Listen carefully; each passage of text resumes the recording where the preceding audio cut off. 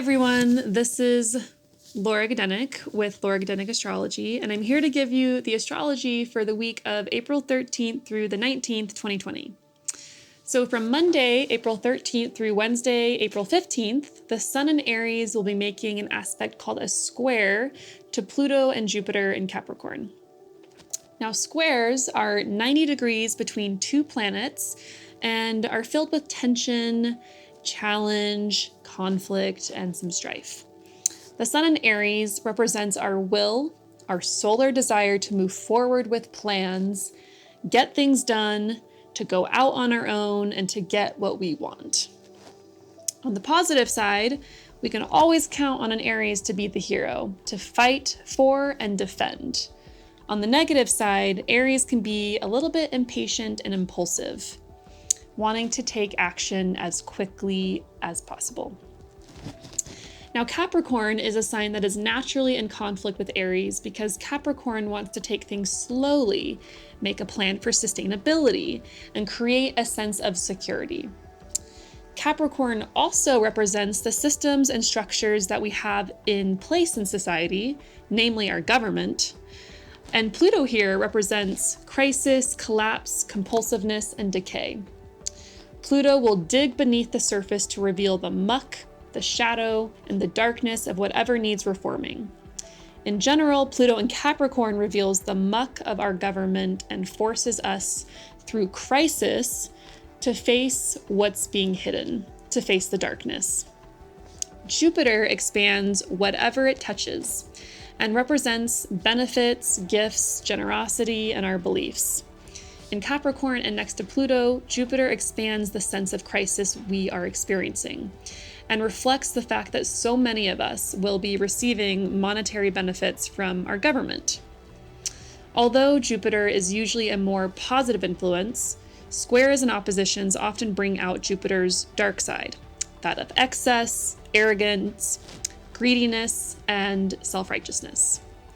With this square, there will be the desire to plunge forth with something with great enthusiasm. We're confident at this time, arrogant perhaps, excited, but we probably need to act with some restraint to make sure that we're not acting out of fear or out of compulsiveness. There will be a need to find a way to work with our desire to take action and get things done without overpowering others and without arrogance. Making sure that we're working with others, keeping our egos in check, and being aware of our motivations is important.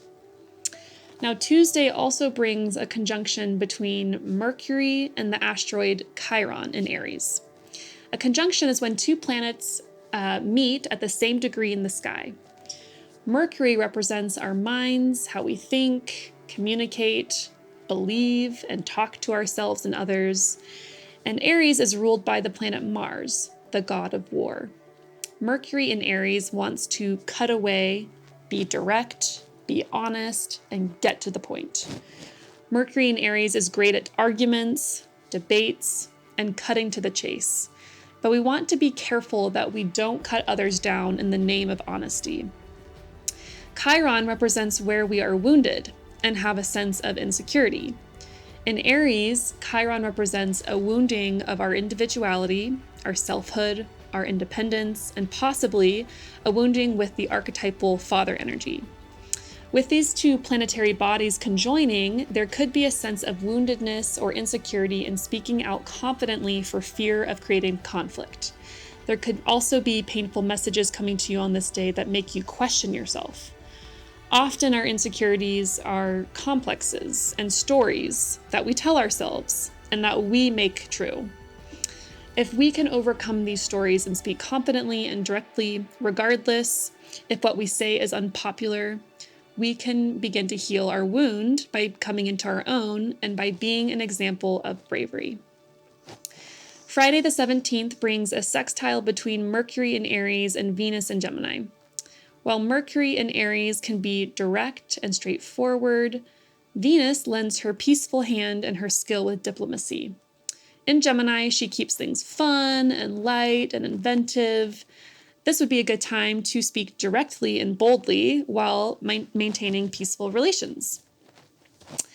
On Saturday, the 18th, we have Mercury in Aries making a sextile to Mars in Aquarius. Mars is the planet of how we take action, how we are motivated, and our pace in the world. In Aquarius, our energy is directed towards that which is revolutionary for the progress of the group. Aquarius has lofty ideas about the ideal society. This is a time that we can speak honestly and boldly on the behalf of the needs of the group. Words, thoughts, conversations might be of a loftier, idealistic tone. Mars's mission in Aquarius is to progress humanity to create the ideal society or whatever group that you're a part of. Be careful what we mean by ideal, though.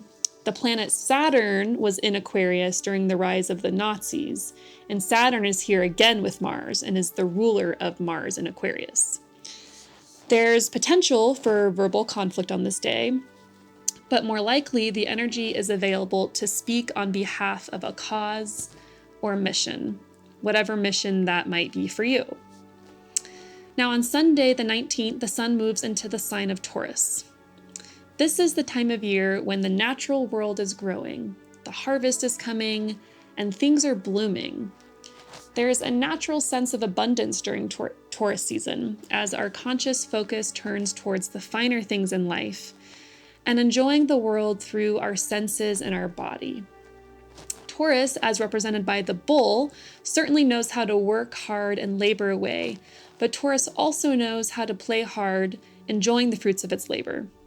The sun will be here for about a month, turning our attention to those very same themes of seeing and enjoying the fruits of our labor, prioritizing pleasure of the senses and the body, and connecting with nature or the physical world in some way. This might be a time when our personal belongings become more important as they reflect that which we most value. Or we may take pride in having beautiful things. Quality over quantity is Taurus's mantra. During this time, we might find ourselves enjoying even finer wines than usual, buying gourmet foods, feasting on the highest quality of goods. Naturally, this is a great time to get out in our gardens to produce the highest quality food of all. Get a massage, dance, take a bath, drink and be merry. Just don't overdo it. So that's it for this week. I'll be back next week for next week's forecast. And if you want to comment in the comment box below about how your week's gone, that would be great. Otherwise, I will see you next week. Thanks.